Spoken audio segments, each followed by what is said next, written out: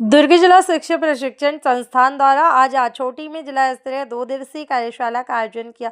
कार्यशाला के मुख्य अतिथि स्कूल शिक्षा मंत्री गजेंद्र यादव रहे हैं और उन्होंने उद्बोधन में कई शिक्षा नीति में शिक्षा के साथ कौशल उन्नयन पर बल देते हुए कहा है कि आधुनिक परिवेश में गुणवत्तापूर्ण शिक्षा के साथ कौशल आधारित प्रशिक्षण ही विद्यार्थियों को रोजगार उन्मुख बनाएगा।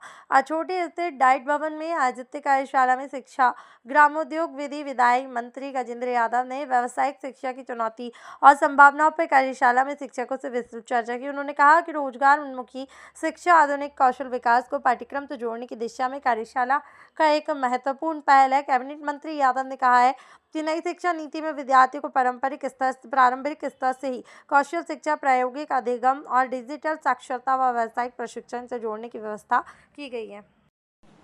जो भारतीय जनता पार्टी के कार्य करने की पद्धति कांग्रेस के लोग समझाया, तब कांग्रेस के लोगों को समझ में आया कि संगठन का ऐसा कोई पद्धति होता है, संगठन की कोई कार्य रचना होती है।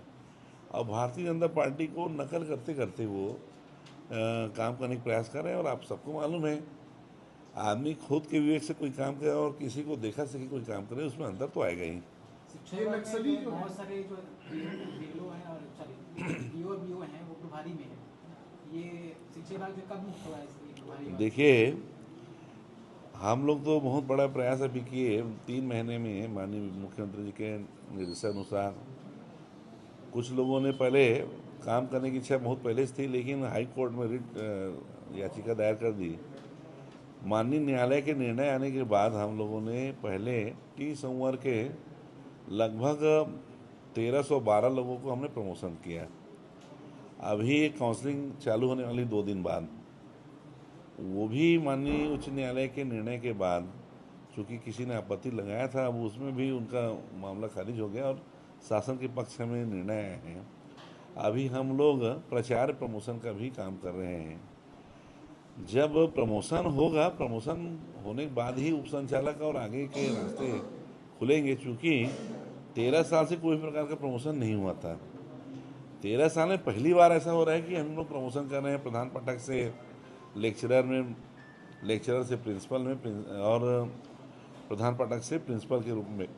अभी हम लोग लेक्चरर को प्रिंसिपल के रूप में प्रमोशन कर रहे हैं। जब प्रमोशन आएगा तो स्वाभाविक रूप से प्रभारी पद स्वयं खत्म हो जाएगा, उसमें पूर्ण रूपेण प्रिंसिपल ही उसमें पदस्थापित होंगे। पदोन्नति में ही जैसे कि जो अधिकारिक पोस्ट में है उनको उसी में पद में ही प्रमोशन दिया जा रहा है। देखिए, ये स्वाभाविक है।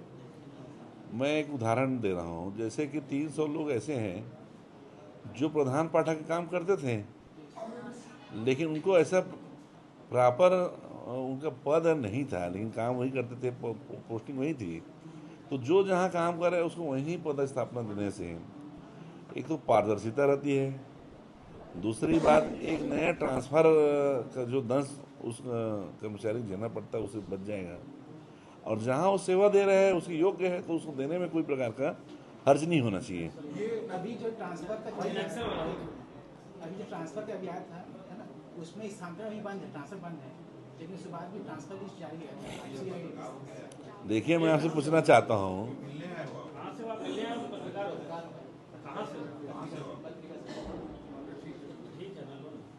भाई मैं पूछना चाहता हूँ, भाई आप ये बताओ, 2 लाख लगभग हमारे कर्मचारी हैं, ट्रांसफर लोग कितने लोग हुआ आप बता सकते हैं?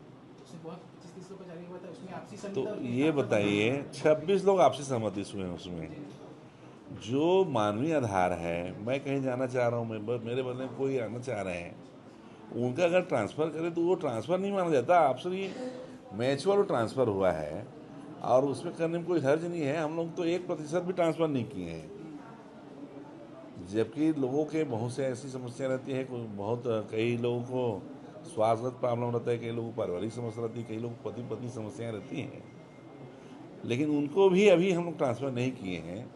आने वाले समय में जब ज़रूरत पड़ेगा, चूँकि मानवीय जीवन सबकी है, आवश्यकताएँ सबकी है, उसके अनुरूप काम हमको करना है। जिस तरह से नक्सलवाद के खिलाफ बड़ी सफलता मिली है, तो अब नक्सली मूव कर रहे हैं दूसरी जगहों में। स्वाभाविक है, जो मान है नक्सलियों का, जो गढ़ है, उस गढ़ में यदि आज वो लगभग समाप्ति की ओर हैं। उनके प्रमुख जो कमांडर हैं, प्रमुख उनके लीडर हैं, वो मारे जा चुके हैं या समर्पण कर लिए हैं शासन की योजनाओं में। माननीय विष्णुदेव साय जी प्रभावित होकर शासन के पक्ष में वो आ गए हैं। तो बचे कुछ लोग कहीं, ये तो स्वाभाविक है, कहीं युद्ध होता है, युद्ध होने के बाद सारे के सारे सैनिक नहीं मारे जाते। कुछ जो बचे रहते हैं वो नज़रबंद हो जाते हैं, अपने आप को छुपा लेते हैं, कहीं भाग जाते हैं। वही स्थिति अभी नक्सलियों के साथ है। ठीक है, बहुत बहुत